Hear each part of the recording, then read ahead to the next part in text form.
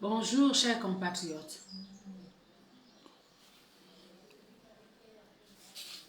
C'est le deuxième groupe. On a encore un troisième groupe en préparation. Ascorim, tous les jours, reçoit des compatriotes en détresse. Là, l'histoire qu'on va vous raconter tout de suite, là. Non! Non, monsieur le président de la République, c'est ça, là. Des témoignages comme ça, là. Quand je parle, on dit que j'invente. Eux-mêmes viennent maintenant. Viennent vous dire ce qu'ils subissent dans les hôpitaux. Un cas de négligence médicale avérée. Vraiment non. Je suis bouleversée. Je vais laisser le soin à l'infirmière elle-même raconter son histoire. Si nous, on a accepté de la recevoir, c'est parce qu'il y a un pan de négligence médicale. Il y a la vie de quelqu'un qu'il faut sauver. Il faut sauver la vie. Pourquoi dans ce pays, la vie n'a plus de sens?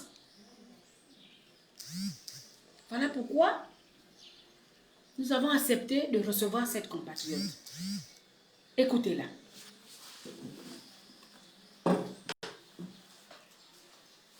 Bonjour, chers compatriotes. Je vous remercie, Madame Aminata, de m'avoir reçu dans votre association. Ce qui m'amène aujourd'hui, c'est quoi? Je suis une infirmière qui travaille au centre hospitalier régional d'Oyem. Je m'appelle Olivier Laurette. Nous avons reçu un patient depuis le 16 février suite à un accident de chasse. Ce patient, c'est d'un peuple autochtone qui, nous, en général, nous, on se dit, ce sont des personnes, quand ils sont chez nous, on n'a même pas besoin de consultation. Ce patient, on l'a reçu. Il a reçu 3 interventions chirurgicales. L'hôpital a fait de son mieux. Et c'est comme ça comment, un bon matin, parce que lui, après les 3 interventions, on avait besoin d'une réparation. Chose qu'on ne pouvait pas faire dans notre centre par manque de plateau technique. On va décider de l'envoyer sur Libreville. Ce jeune va faire une vidéo en demandant de l'aide au président de la République. Le lendemain, on décide d'une évacuation sur Libreville que l'État a pris en charge. Je suis l'infirmière qui accompagne le patient. C'est un patient qui n'a jamais mis pied en ville, qui ne connaît pas la ville. Et ce même patient est resté pour nous un enfant dans notre service que tout l'hôpital avait la main sur lui. Pour moi, c'est une joie de l'accompagner parce qu'il est censé aller en étranger pour les réparations. Je vais arriver avec lui à Libreville. Il y a les affaires sociales qui vont prendre leur responsabilité. La CNAMGES va prendre la responsabilité. Ce patient, on va l'admettre en réa. Bon, moi, personnellement, je vais me poser des questions parce que c'est un cas de la chirurgie. On va me dire qu'il est dénutri, il faut le remonter. Je reviens toujours à leur faire comprendre que tout ce que vous faites ici, l'hôpital avait déjà fait sur le patient. Bon, c'est là que cela ne tient, ils sont des spécialistes. Et c'est un patient qui était appelé à aller en étranger. On va rester des mois, parce qu'aujourd'hui nous sommes à 3 semaines. Après 2 semaines, il y a une dame qui va arriver, Madame Benga, des affaires sociales. Elle et moi, on va avoir une conversation. Elle me dira que c'est elle, sur leur plateforme, qui ont décidé que le patient arrive sur Libreville. Parce que moi, je me posais des questions. En fait, moi, mon rôle, c'était d'accompagner le patient et le voir aller en Europe et repartir au centre avec une bonne nouvelle. Malheureusement, les choses ne se sont pas passées ainsi. 2 semaines, le patient est toujours là, je suis là, je me pose des questions. Je dis, mais ce patient, lui, il est appelé à aller en Europe pour les réparations. Il est toujours là. Dans ce cas, je dois me retirer parce que je ne comprends rien. J'appelle ma hiérarchie. Le directeur m'accorde encore de passer un peu plus de temps à côté de lui. Nous sommes là. À ce moment, cette dame va se présenter en me disant que celle qui avait fait évacuer le jeune sur Libreville. Je vais lui dire pourquoi. Parce que lui, il avait demandé de l'aide au chef de l'État. Bon, maintenant, il est là depuis 2 semaines. Quelle est la conduite à tenir? Jusqu'alors, la réponse que la dame me donne, c'est que la plateforme, les gens se sont retirés. Elle va le remettre dans une voiture et le faire repartir. Vous entendez, non? Une plateforme se retire. Vous avez fait venir un malade. Le président peut-être a saisi l'occasion d'aider un compatriote. Vous vous retirez. Pourquoi? C'est en ce moment que je vais me retrouver coincé. Coincé pourquoi? Parce que les affaires sociales vont prendre leurs responsabilités. Et ils ne font pas la totalité. Parce qu'ils vont donner ce qu'ils peuvent donner. Maintenant, aux patients ou aux parents de donner, qui malheureusement n'est pas présent, on fait comment? Moi aussi, avec l'amour du travail, un patient, l'amour de son frère compatriote qui est dans la détresse, qui a besoin d'aide, je ne pouvais pas repartir. J'ai appelé toujours la hiérarchie. Est-ce que je peux abandonner ce patient et rentrer? C'était difficile pour moi et ma conscience. Jusqu'alors, il y a une vidéo qui va passer dans la REA. Ce jeune demande toujours à l'aide au président de la République qu'il est en train de mourir de fraîcheur. Il a besoin d'aide. Et après, à travers cette vidéo, je serai indexé parce que je suis le seul parent qui rend visite et qui est au chevet de ce garçon. Et ce malade est même menacé à cause de cette vidéo. Si je prends la peine de me mettre ici, c'est pour vous dire que moi, j'ai joué le rôle d'une infirmière. J'ai joué le rôle d'une mère parce que pour moi, c'est un fils. Et moi, j'ai le soutien de ma hiérarchie qui m'a accordé ce temps. Mais malheureusement, je me retrouve coincé. Je me retrouve au milieu d'une situation. Je ne sais pas s'il y avait de l'argent ou il n'y a pas de l'argent. Je ne sais quoi. Et c'est un patient qui est entre la vie et la mort. Plus que jusqu'alors, depuis 3 semaines, il n'est jamais... On ne l'a jamais amené au bloc. En fait, la suite de ce mouvement, je ne le maîtrise pas. Il y a une image de lui que vous voyez ici. Je suis indexée, je ne sais pas pourquoi, ou par amour du travail, ou pour l'acte que j'ai posé. C'est comme si on m'avait remis de l'argent pour ce patient qui aujourd'hui n'est pas bien traité. S'il vous plaît, si j'ai un problème ici, à Libreville, la dame qui a fait venir ce patient, Madame Benga, va répondre. C'est le seul souhait que je demande au président de la République. Ce garçon a demandé de l'aide au chef de l'État. De grâce, monsieur le président, faites voyager cet enfant en France. Ça dépend de quel pays, qu'on puisse réparer. Il a eu cet accident au niveau des intestins. Qu'on peut réparer ces intestins, qu'ils reviennent au Gabon. Et que moi, je regagne ma famille que j'ai abandonnée par amour du travail. C'est la raison pour laquelle je me mets ici, parce que je suis menacée. Madame Aminata. J'ai bien compris, nous avons bien saisi. J'étais tout au début révoltée, parce que les détails que vous nous avez donnés, là vous avez fait même un résumé. Ça nous a fait beaucoup de peine. On parle toujours ici des mêmes choses, la négligence qui tue tous les jours dans les hôpitaux. Voilà un patient qu'on fait partie d'OIM pour Libreville dans des conditions déjà d'ambulance difficiles. Il arrive depuis 3 semaines. S'il n'était pas accompagné de cette infirmière et de sa petite sœur qui ne connaît pas la ville, parce que c'est un peuple pygmée, il est pygmée, ils ne connaissent pas la ville, elle ne connaît pas les contacts.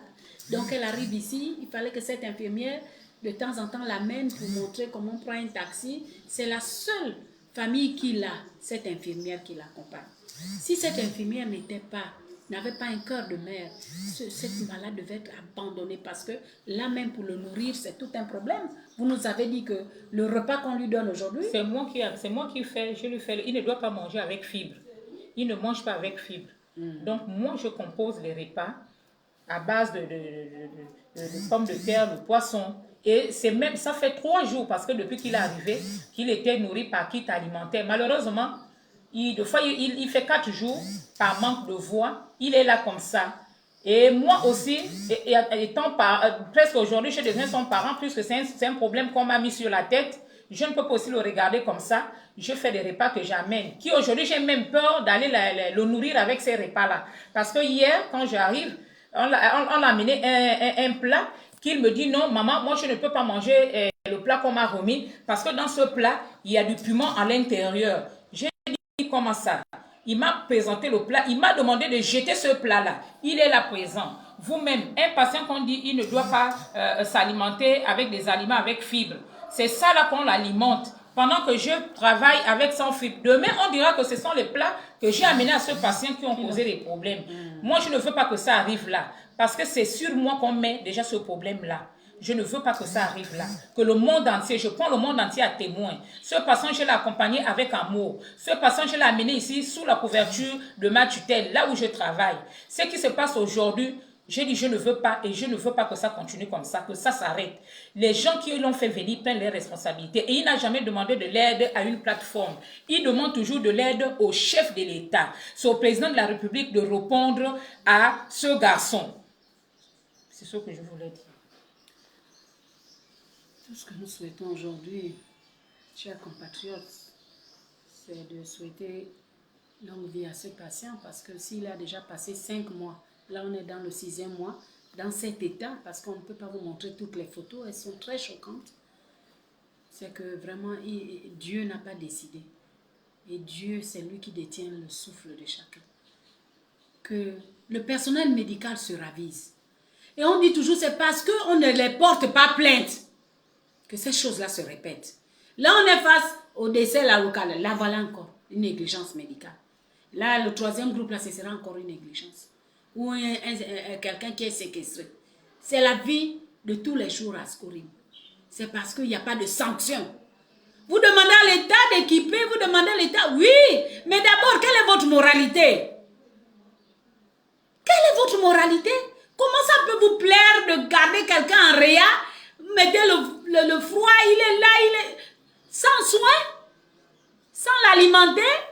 Si cette infirmière n'avait pas de cœur, elle pouvait aussi l'abandonner, dire que j'ai fait mon travail, je l'abandonne, je repars. Mais si elle est là jusqu'ici, c'est parce qu'elle a beaucoup d'amour pour son prochain, pour son malade. Moi, je suis pour qu'on forme les médecins, les infirmiers. L'infirmier qui est le cœur même de la prise en charge. Voilà une infirmière qui nous montre que si elle n'existait pas, c'est-à-dire elle n'était pas là pour le suivi des soins, mais cet enfant serait mort. Comment on peut garder quelqu'un 3 semaines alors qu'on l'a déplacé dans sa cellule familiale parce qu'au moins il y avait sa mère, ses parents qui le rendaient visite. Il vient à Libreville dans l'espoir qu'on va l'évacuer, la situation s'empire et ils disent qu'ils vont la mettre, vous nous avez dit que... Oui, la dame a décidé que la plateforme s'est retirée, elle va lui mettre dans la voiture et lui faire repartir. Elle me demande de me retirer. Mais j'ai dit c'est pas possible. Au moment où vous avez déjà mis la situation se retrouve sur moi. Quand je veux me retirer, vous allez m'accuser. Voilà, effectivement, la pauvre année, cette dame-là me remet 20 000 pour faire les courses, pour alimenter, donner à manger à ce patient. J'ai même proposé à la dame, parce que j'ai acheté les yaourts, j'ai demandé à la dame d'aller le donner au patient. Elle me dit qu'elle n'était pas disponible. Je bénis Dieu que je n'avais même pas dépensé cet argent, qu'elle va aux affaires sociales, elle va dire aux affaires sociales qu'elle m'a remis de l'argent pour payer le médicament à ce patient, je ne l'ai pas fait. C'est la raison pour laquelle vraiment... Je ne sais pas pourquoi ça fonctionne de cette manière-là. Moi, j'ai appelé la dame, j'ai dit, madame, est-ce que vous m'avez remis de l'argent avec une ordonnance? Elle me dit non, mais j'ai dit, mais comment les affaires sociales m'ont appelé? Et la situation de ce garçon retombe sur moi. Elle me dit non, madame, il faut déjà enlever votre corps, Ma conscience ne serait pas tranquille. Au moment où je sais que depuis OIM, ce patient n'a personne. C'est un patient qui partait parce que pour nous, on s'est dit, chez les Blancs, il y a des gens qui vont prendre soin de lui. Je le vois partir, je retourne parce que nous, on a souffert depuis 5 mois, depuis le 6 février, l'hôpital canadien est sur ce patient-là. Donc, pour nous, le voir aller en Europe, c'était une bonne chose. Maintenant, aujourd'hui, on me demande de me retirer. Je ne peux pas. De quoi? Il y a une mangeoire derrière. Sans vous mentir, j'ai été menacée à cause de ça. Je ne peux pas. J'ai le cœur d'une mère. J'ai le cœur d'une mère parce que ma vie aujourd'hui est en danger, mon travail est en danger. Mais j'ai dit, Monsieur le Président de la République, j'ai posé un acte, j'ai posé l'acte dans lequel j'avais juré, selon mon travail, c'est mon devoir de le faire. Mais si aujourd'hui, on me porte préjudice à cause de ce que j'ai fait, il n'y a que vous seul et le Dieu que nous servons qui fera justice. C'est ça, madame. Les bons moments pour justifier et qualifier le comportement du personnel médical vis-à-vis de ce patient. On a l'habitude, moi ça ne m'étonne pas.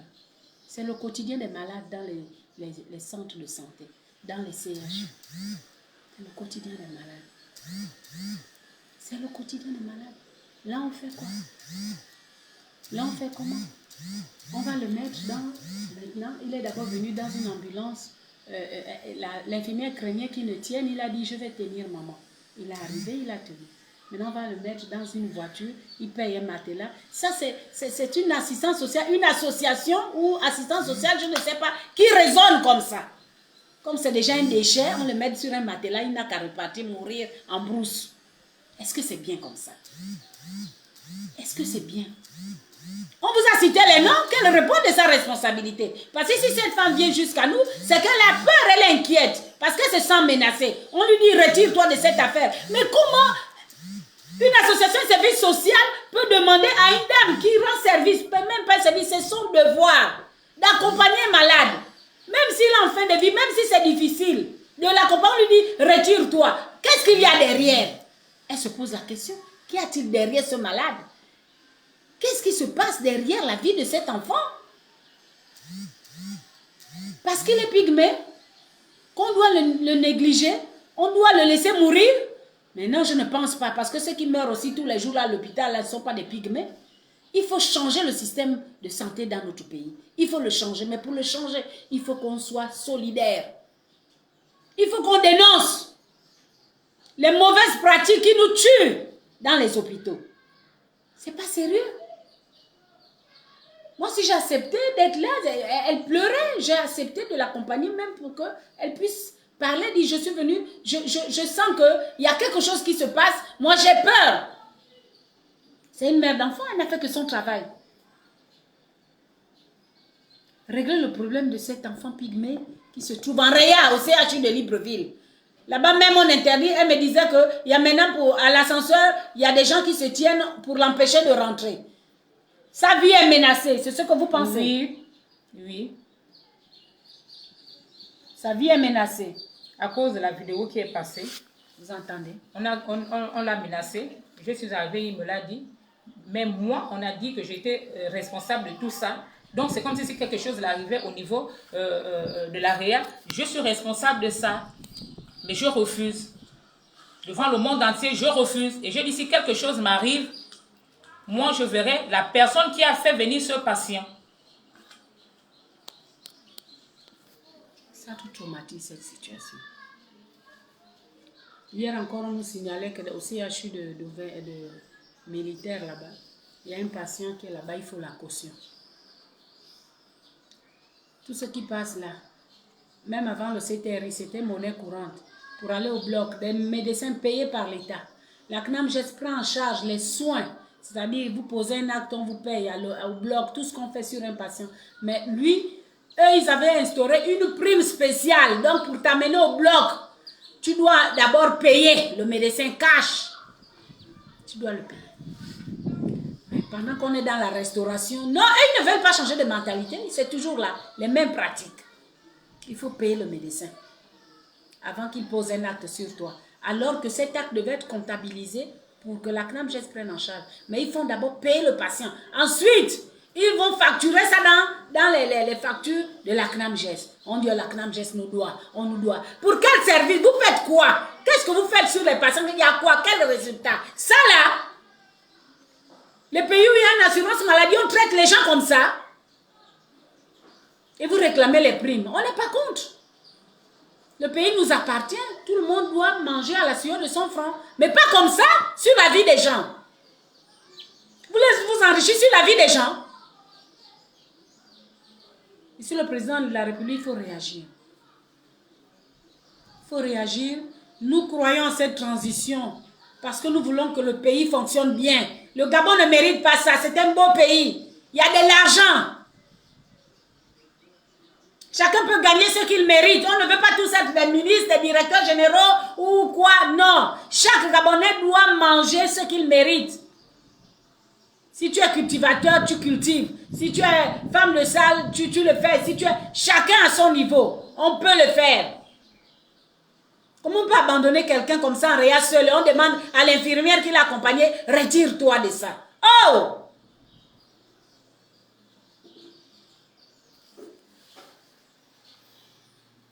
La faute del faux.